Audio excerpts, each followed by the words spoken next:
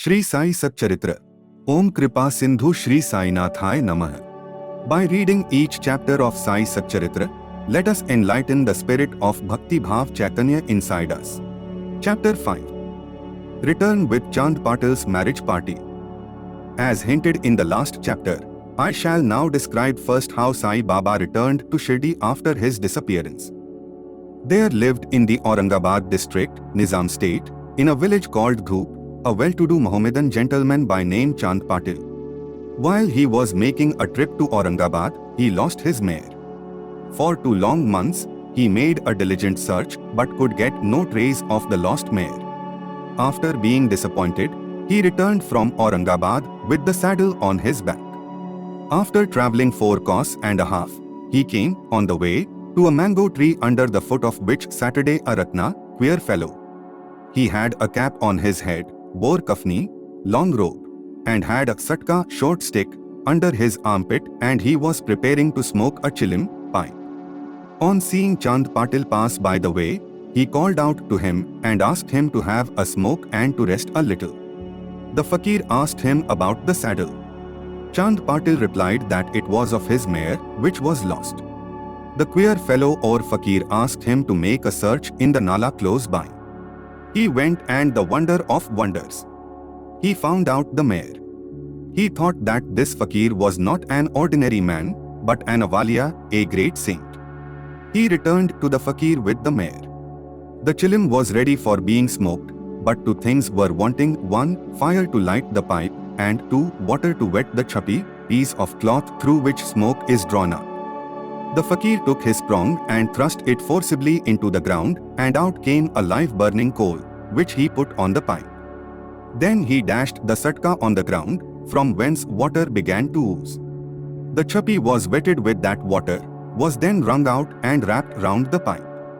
Thus everything being complete, the fakir smoked the chilim and then gave it also to Chand Patil. On seeing all this, Chand Patil was wonderstruck. He requested the fakir to come to his home and accept his hospitality. Next day he went to the Patil's house and stayed there for some time. The Patil was a village officer of Dhoop. His wife's brother's son was to be married, and the bride was from Shirdi. So Patil made preparations to start for Shirdi for the marriage. The fakir also accompanied the marriage party. The marriage went off without any hitch. The party returned to Dhoop, except the fakir alone stayed in Shirdi and remained there forever. How the fakir got the name Sai? When the marriage party came to Shirdi, it alighted at the foot of a banyan tree in Bhagat Malsapati's field near Khandoba's temple. The carts were loosened in the open courtyard of Khandoba's temple. And the members of the party descended one by one, and the fakir also got down. Bhagat Malsapati saw the young fakir getting down and accosted him, "Ya Sai, welcome Sai." Others also addressed him as Sai, and thenceforth he became known as Sai Baba. Contact with other saints. Sai Baba began to stay in a deserted masjid. One saint named Devidas was living in Shirdi many years before Baba came there. Baba liked his company. He stayed with him in the Maruti temple, in the Chavdi, and sometime lived alone. Then came another saint by name Jankidas.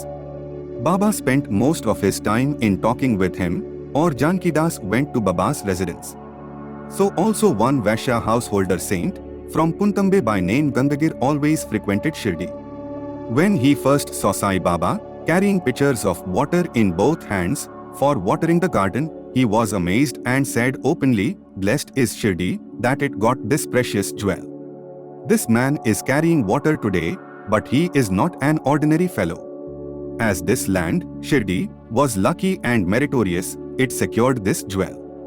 So also one famous saint by name Anandanath of Yevla Math, a disciple of Akkalkot Maharaj, came to Shirdi with some Shirdi people. When he saw Sai Baba, he said openly, "This is a precious diamond in reality. Though he looks like an ordinary man, he is not a gar, ordinary stone, but a diamond. You will realize this in the near future."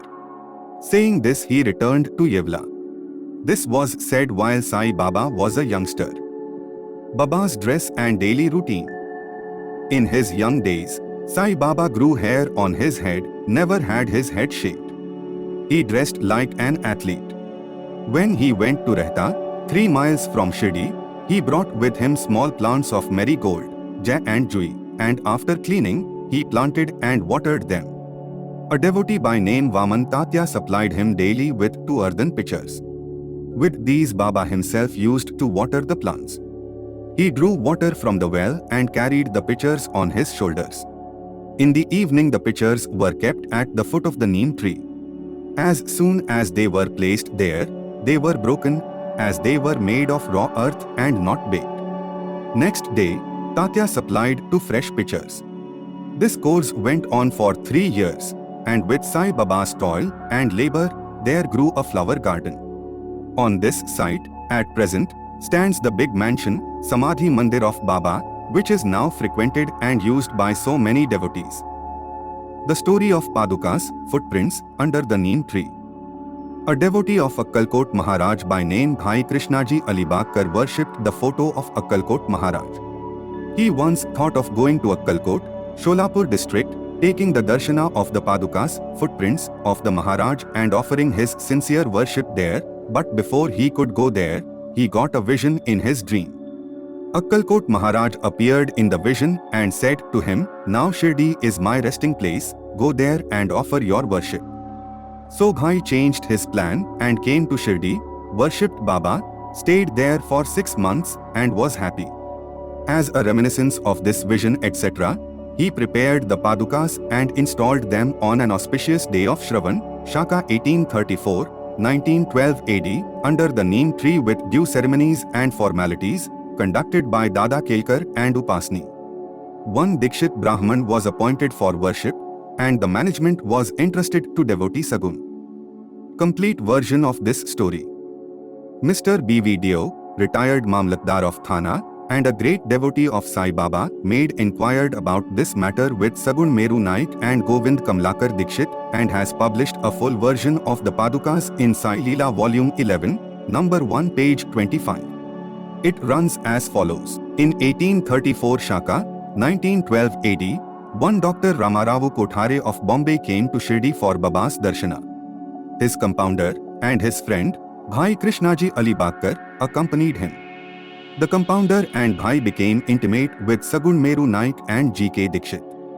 While discussing things, these persons thought that there must be some memorial of the fact of Sai Baba's first coming to Shirdi and sitting under the holy neem tree. They thought of installing Baba's Padukas there and were going to make them of some rough stones. Then Bhai's friend, the compounder, suggested that if this matter be made known to his master, Dr. Ramaravu Kothare, who would prepare nice Padukas for this purpose. All liked the proposal and Dr. Kothare was informed of it. He came to Shirdi and drew a plan of the Padukas.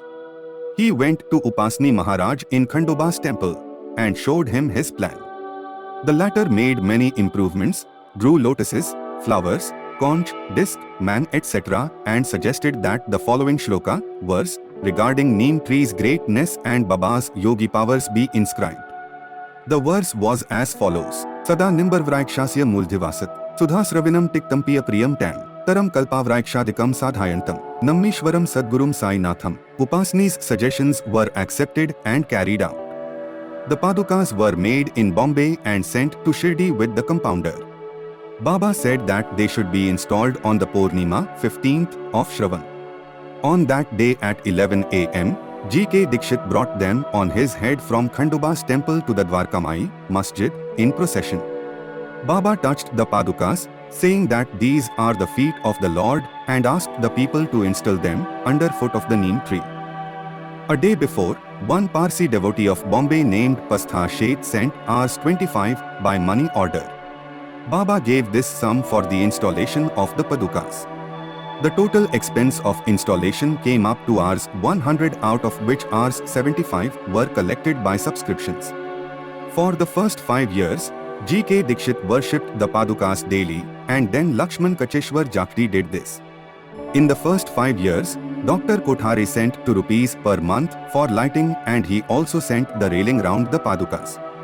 The expense of bringing the railing from the station to Shirdi, Rs 780, presently Rs 7.50p, and roofing was paid by Sagun Meru Naik. Now, Jakdi, Nana Pujari, does the worship and Sagun Meru Naik offers the Navaidya and lights the evening lamps.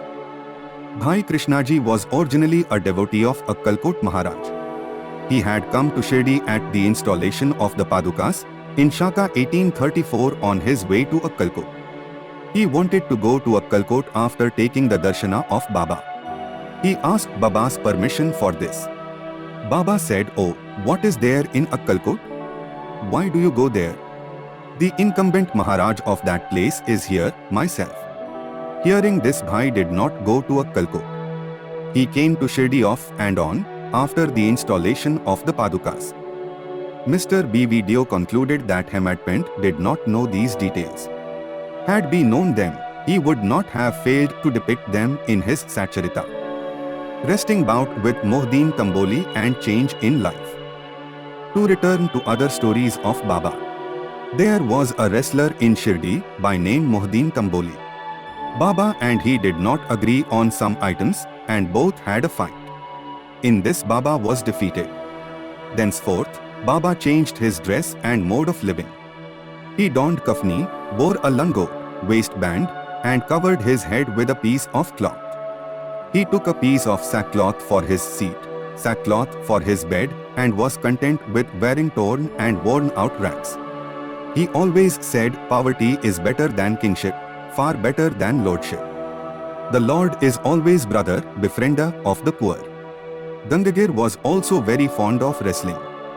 While he was once wrestling, a similar feeling of dispassion came over him, and at the proper time he heard the voice of an adept, saying that he should wear out his body, playing with God. So he too gave up samsara and turned towards God realization. He established a mat on the banks of the river near Puntambe and lived there with disciples. Sai Baba did not mix and speak with the people. He only gave answers when he was questioned. By day he always sat under the neem tree, sometimes under the shade of a branch of a babul tree near the stream at the outskirts of the village. In the afternoon, he used to walk at random and go at times to Ningam. There he frequented the house of Balsahib Dengale. Baba loved Mr. Balsahib. His younger brother, named Nana Sahib, had no son, though he married a second wife. Balsahib sent Nana Sahib for taking darshana of Sai Baba, and after some time with his grace, Nana Sahib got a son. From that time onwards, people began to come in numbers to see Sai Baba, and his fame began to spread and reached Ahmednagar. From thence Nana Sahib Chandorkar and Keshav Chidambar and many others began to come to Shirdi. Baba was surrounded by his devotees during day and slept at night in an old and dilapidated masjid. Baba's paraphernalia at this time consisted of a chilim, tobacco, a tumoral tin pot, long flowing kafni, a piece of cloth round his head, and a satka, short stick, which he always kept with him. The piece of white cloth on the head was twisted like matted hair and flowed down from the left ear on the back. This was not washed for weeks. He wore no shoes, no sandals. A piece of sackcloth was his seat for most of the day. He wore a kupin, waistcloth band, and for warding off cold he always sat in front of a dhuni, sacred fire, facing south with his left hand resting on the wooden railing. In that dhuni, he offered as oblation, egoism, desires and all thoughts and always uttered Allah Malik, God is the sole owner. The masjid in which he sat was only of 2-room dimensions, where all devotees came and saw him. After 1912 AD, there was a change. The old masjid was repaired and a pavement was constructed. Before Baba came to live in this masjid, he lived for a long time in a place Takia, where with ghungur, small bells, on his legs, Baba danced beautifully, sang with tender love, turning water into oil. Sai Baba was very fond of lights. He used to borrow oil from shopkeepers and keep lamps burning the whole night in the masjid and temple. This went on for some time. The Baniyas, who supplied oil gratis, once met together and decided not to give him oil.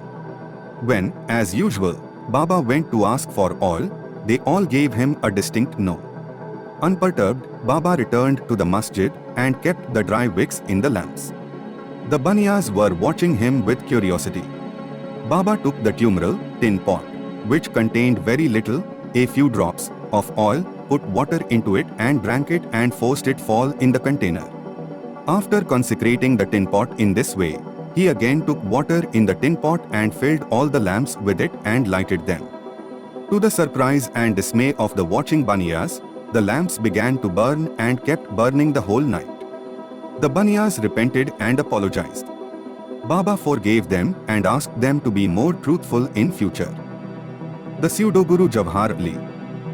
5 years after the wrestling bout mentioned above, one fakir from Ahmednagar by name Jawhar Ali came to Rehta with his disciples and stayed in Bakhal, spacious room, near Veerbhadra temple.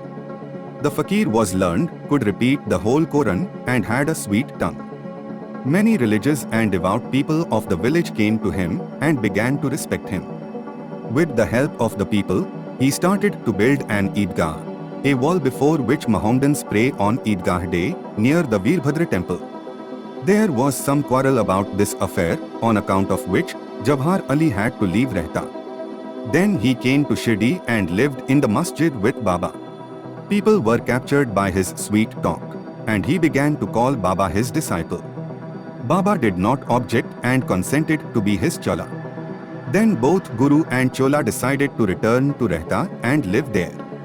The Guru, teacher, never knew his disciple's worth, but the disciple knew the defects of the Guru, still he never disrespected him, observing carefully his duties. He even served the master in various ways. They used to come to Shirdi off and on, but their mainstay was in Rehta. The loving devotees of Baba in Shirdi did not like that Baba should stay away from them in Rehta. So they went in a deputation to bring Baba back to Shirdi. When they met Baba near the Eidgah and told the purpose for which they came, Baba said to them that the fakir was an ill-tempered fellow, he would not leave him and that they should better return to Shirdi without him, before the fakir returned. While they were thus talking, the fakir turned up and was very angry with them for trying to take away his disciple.